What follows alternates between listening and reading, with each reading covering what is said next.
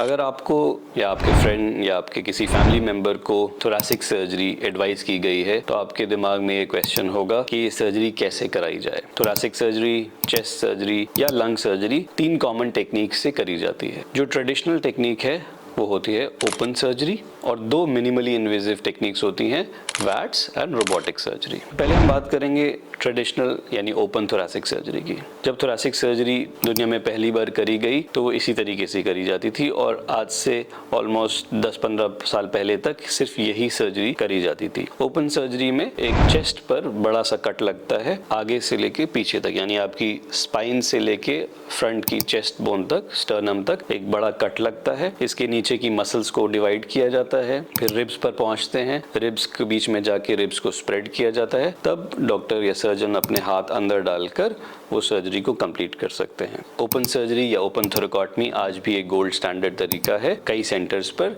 जहां पे minimally invasive surgery की फैसिलिटी अवेलेबल नहीं है। ओपन सर्जरी पर आजकल कम होती चली जा रही है as compare to minimally invasive surgery, क्योंकि इसमें बड़े कट्स होते हैं, बहुत बड़ा निशान लगता है, मसल्स काट दी जाती हैं, रिब्स को स्प्रेड किया जाता है, तो बहुत पेनफुल सर्जरी होती है, रिकवरी में काफ़ी ज़्यादा टाइम लगता है, कई बार शोल्डर डिसफंक्शन होता है, कई बार इंटरकॉस्टल न्यूरैल्जिया होता है, जिसकी वजह से पोस्ट ऑप भी पेशेंट काफ़ी परेशान रहते हैं। सो आज भी कुछ सिचुएशंस में ओपन सर्जरी का कोई भी रिप्लेसमेंट नहीं है। ये कॉमन कंडीशंस होती हैं जबकि बहुत ही बड़ा और कॉम्प्लेक्स ट्यूमर हो जिसको आप वैट्स या रोबोटिक्स से नहीं कर सकते, उसके लिए आपको ओपन सर्जरी करनी पड़ेगी। सेकेंड, अगर आपको कोई बहुत इंपॉर्टेंट वैस्कुलर रिकंस्ट्रक्शन करना है जो आप वीडियो असिस्टेड या रोबोटिक टेक्निक से नहीं कर सकते। थर्ड, अगर आप वैट्स या रोबोटिक सर्जरी कर रहे हैं और कोई कॉम्प्लिकेशन हो जाती है जैसे कि कोई मेजर वैस्कुलर इंजरी और आप उसे नहीं कंट्रोल कर पा रहे हैं तो आपको प्रोसीजर को कन्वर्ट करके ओपन टेक्निक से उस सर्जरी को ख़त्म करना पड़ता है। सेकेंड, जो चेस्ट सर्जरी या थोरैसिक सर्जरी करने की टेक्निक है उसको बोलते हैं वीडियो असिस्टेड थोरैकोस्कोपिक सर्जरी या watts.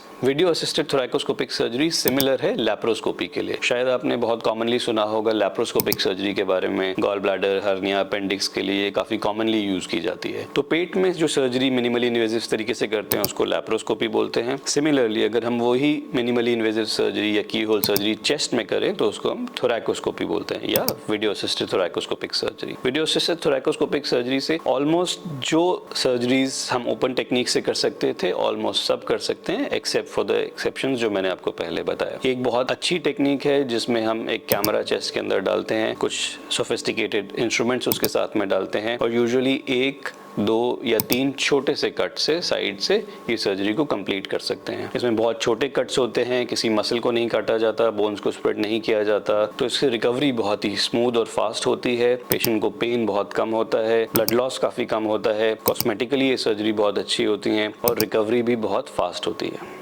Third technique thoracic surgery, chest surgery या लंग सर्जरी के लिए है रोबोटिक। रोबोटिक एक रेवोल्यूशन है जो कि मिनिमली इन्वेजिव सर्जरीज को नेक्स्ट लेवल पर लेके गया है। रोबोटिक सर्जरी से सर्जरीज का प्रिसिशन और उनका आउटकम बहुत ज़्यादा इम्प्रूव हो गया है। रोबोटिक सर्जरी भी एक की होल सर्जरी है। डिफरेंस इसमें यह होता है कि इस सर्जरी में मरीज के चेस्ट पर हम एक रोबोट को डॉक करते हैं और उससे थोड़े से डिस्टेंस पे सर्जन एक रोबोटिक कंसोल पे बैठते हैं जो उस कंसोल से देखकर सारी सर्जरी को करते हैं। यानी जो भी मूवमेंट्स सर्जन उस रोबोटिक कंसोल पे करते हैं वही मूवमेंट्स ट्रांसलेट होते हैं रोबोट पे जो पेशेंट के चेस्ट पर डॉक होता है। रोबोट अपने आप से कोई भी मूवमेंट या डिसीजन नहीं लेता है, वो कंप्लीटली कंट्रोल्ड होता है उस कंसोल सर्जन के थ्रू। तो कंसोल पे बैठा हुआ सर्जन को बहुत ही magnified true 3D binocular vision मिलता है जिसकी वजह से वो बहुत ही कॉम्प्लेक्स मैन्यूवर्स को बहुत ईजिली परफॉर्म कर पाते हैं। इसके अलावा रोबोट की जो डेक्सटेरिटी होती है वो बहुत अच्छी होती है। इसमें 7 डिग्रीज फ्रीडम ऑफ मूवमेंट होता है जो कि नॉर्मल ह्यूमन हैंड से पॉसिबल नहीं होता है, तो ऑब्वियसली जो प्रिसिशन है वो बढ़ जाता है। इसके अलावा रोबोट ट्रेमर फिल्टर करता है, यानी अगर कोई सर्जन है जिनकी एज ज़्यादा हो गई है और हाथ में थोड़े ट्रेमर्स आ गए हैं, वो ट्रेमर्स रोबोट के थ्रू ट्रांसमिट नहीं होते पेशेंट को क्योंकि रोबोट उन ट्रेमर्स को फिल्टर कर देता है। Of course robotic surgery as compare to open या वैट्स थोड़ी सी एक्सपेंसिव पड़ती है बट इसके डेफिनेटिव इंडिकेशंस हैं। चेस्ट सर्जरी में ये एक बहुत इंपॉर्टेंट टूल है सर्जन के आर्मामेंटेरियम में फॉर मीडियास्टिनल पैथोलॉजीज, यानी mediastinal tumours, thymectomy, posterior mediastinal neurogenic tumours, mediastinal abscesses, mediastinal cysts, इन सब सर्जरीज के लिए बहुत अच्छा टूल है रोबोटिक। और ऑल्सो फॉर इसोफेजियल सर्जरी, यानी खाने की नली की जो सर्जरीज होती हैं, जैसे कि इसोफेजियल कैंसर या इसोफेजियल लियोमायोमा या इसोफेजियल डाइवर्टिकुलम, इन सब सर्जरीज को रोबोट से हम बहुत अच्छे तरीके से परफॉर्म कर सकते हैं।